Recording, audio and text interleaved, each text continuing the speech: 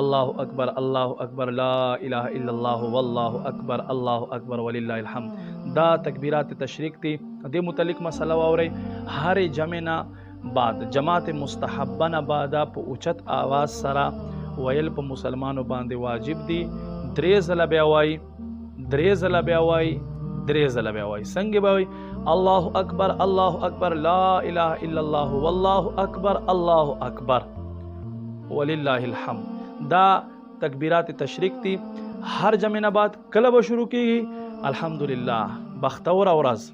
جمعه ورځ چې څنګه تیر شي په ملک پاکستان کې با دا تکبیرات تشریق د هفته په سحر موز نه بعد شروع کیږي سحر موز نه بعد به شروع کیږي دا تکبیرات تشریق او بیا به 14 ذی الحجه 9 ذی الحجه سحر نوالا 14 ذی الحجه مازدیګر پورې دا تکبیرات تشریق دي